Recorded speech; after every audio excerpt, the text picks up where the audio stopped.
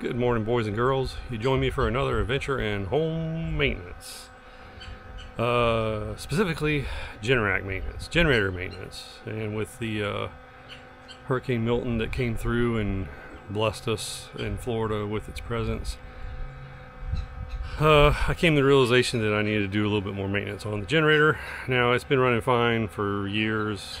We haven't had to use it too much, thankfully. But yeah, it's time for some serious maintenance. What we have here is a commercial Generac 15K.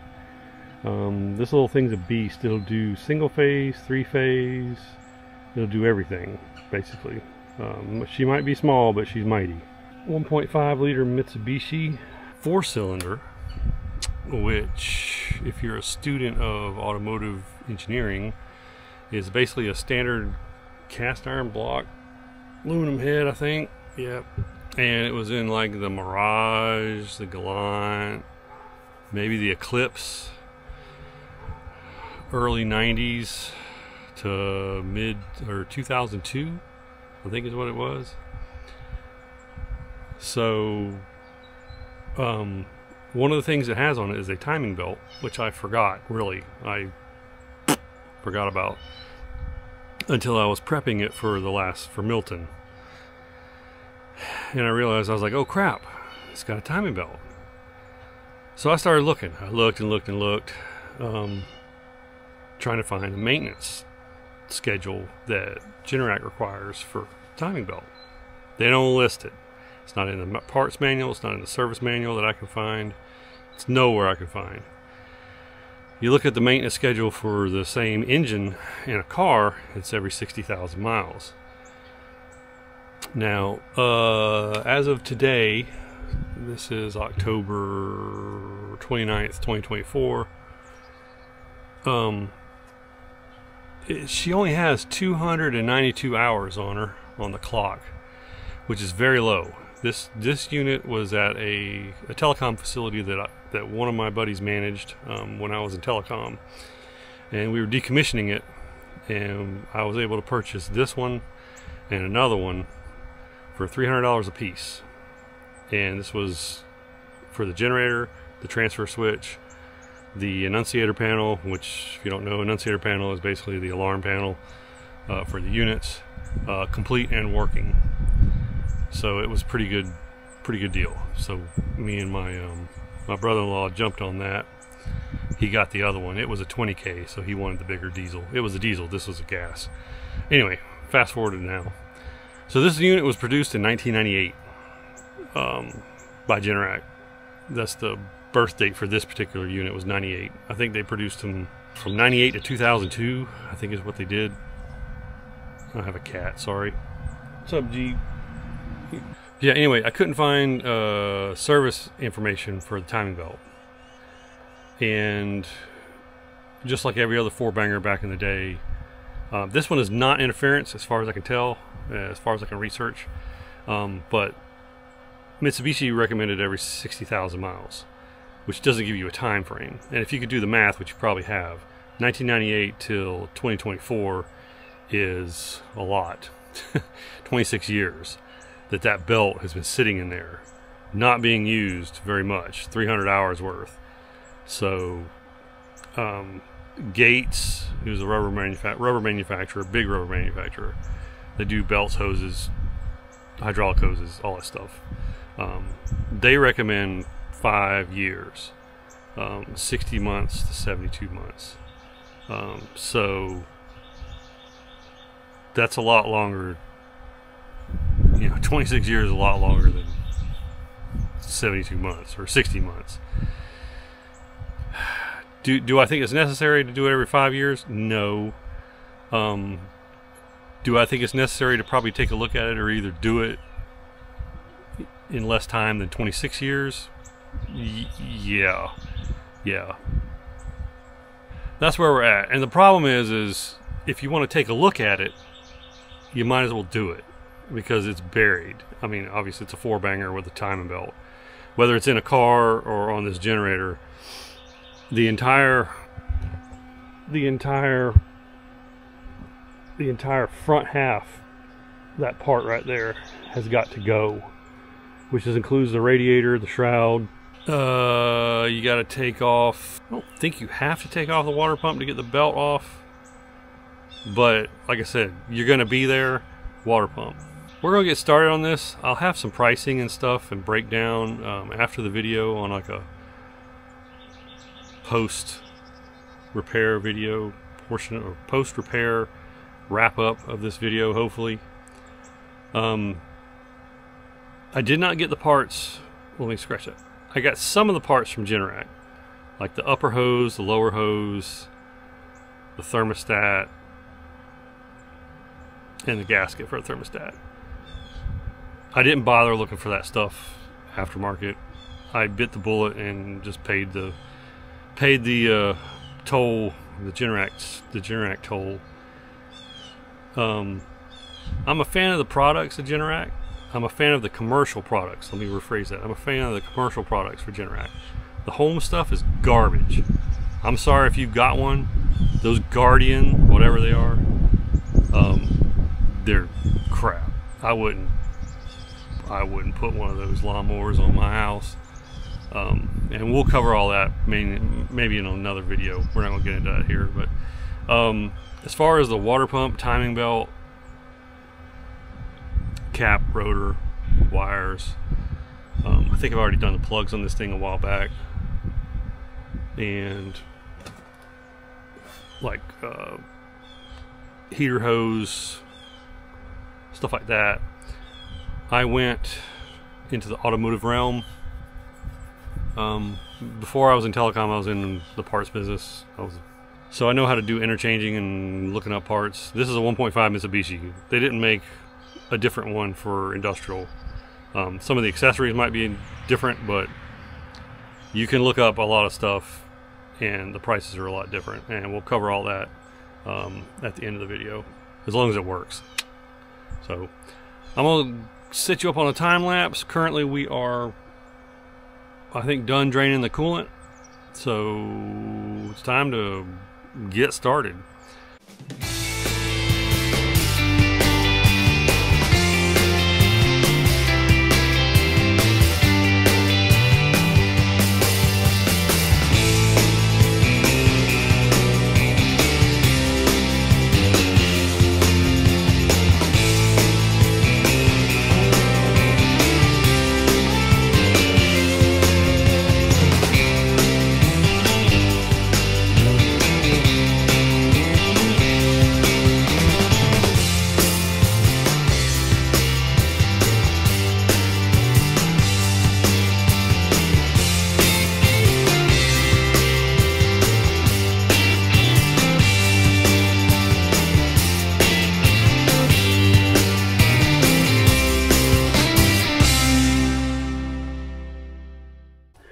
Alright, so here we go. I'm just cleaning out all the wasp nests and the dirt daubers that love entering into generators. So there we are. Here's the front of the engine. Got to take the fan off, take the shroud off. Then we got crank pulley and timing cover behind that. So let me get started on that and I'll bring you back when we're done. And yeah, just to reiterate, none of this stuff, even the simple belt, if you wanted to replace this belt, if you want to replace that belt, you have to do everything I just did, because there is no getting the dang belt around that shroud, around that fan, and back around those pulleys. It all has to come off for a simple belt change. So even if you had to change the accessory belt, you might as well just assume you're going to do all this stuff. I'm just telling you, it's a gigantic pain, but as we'll go over at the end, the cost isn't prohibitive if you know what you're doing and this works out the way I assume it will. Just remember, everything with Generac is 2,000% markup. So anyway, I'm gonna get back to it.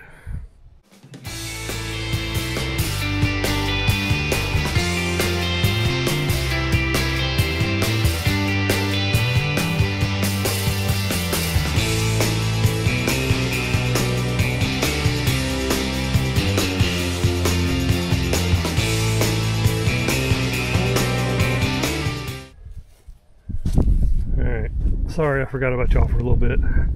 So we got the belt off. We had the timing marks set. I did some extra marks just for my own sanity, so I knew it wouldn't move.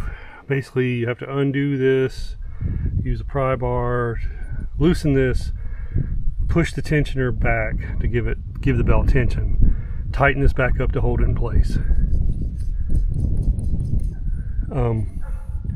Then remove the belt, then remove the tensioner, put the new tensioner back, tension it back, basically put the belt on tension side tight, put it around here, and once you have everything in place, you double check your marks, then you loosen this, let the tensioner push the belt over.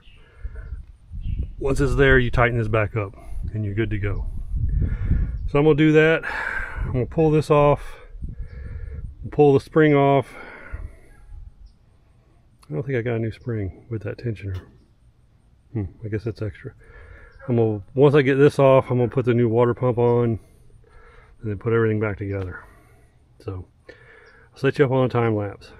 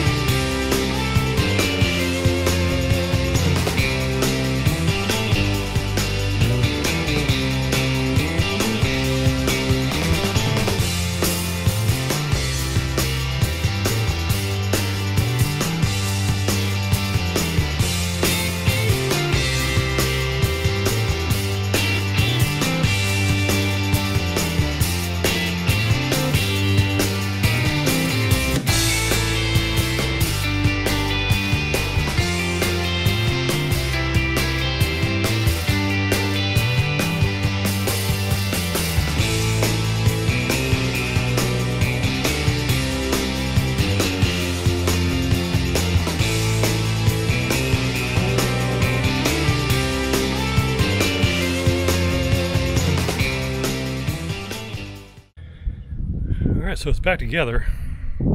Pretty sure it's right. 99% sure it's right. Wasn't too bad. Really, the job is not bad. If you have one of these, I would say to me, it's worth the 4 or 5 hours, whatever, to do it and to replace all the stuff that goes along with it. The belt looked like it was fine. The accessory belt was shot. The tensioner was a bit rusty. The bearing was it wasn't crunchy, but it was a little hard to turn on the timing belt tensioner. So you know what, for the money, which I'll go over with you later in the end as a wrap up, but yep, she's all back together. Remember, put your belt on, put your fan on, and then this thing slides in back here like so. Because if you forget that, it's a bad day.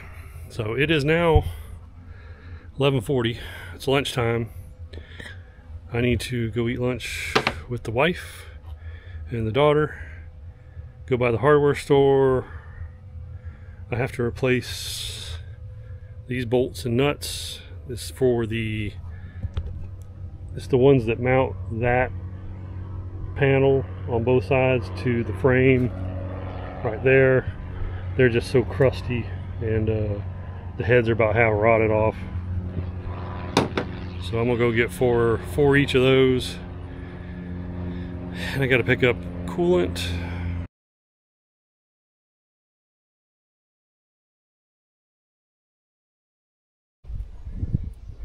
That's why you do your maintenance regardless of whether the hours are high or not. Look at that. That's nasty. That thermostat. Ugh. Do your maintenance, people. Do your maintenance.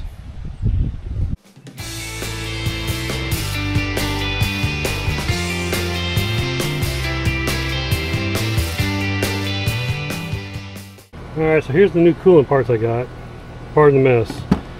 This is the upper hose. I already got the lower hose installed on the unit over there.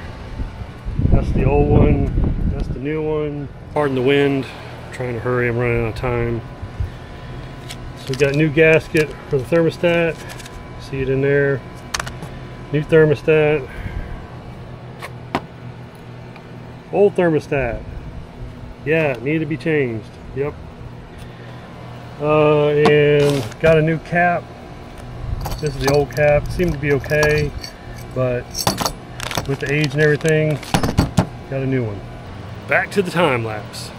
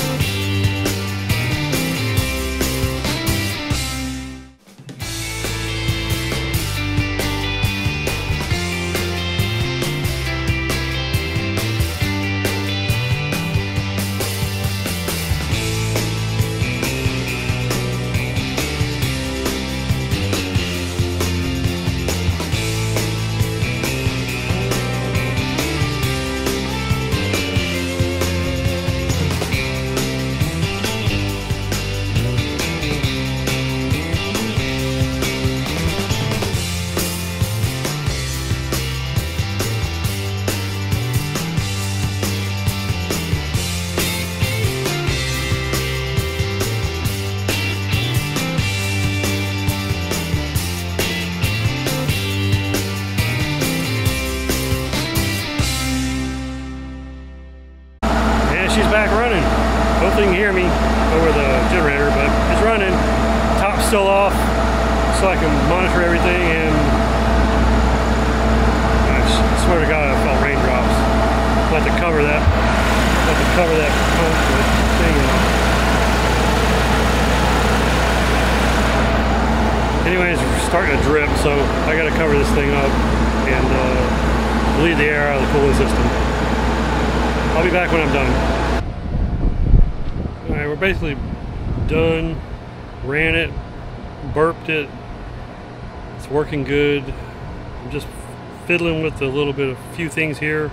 Sorry about the noise. The freaking air conditioner's right here.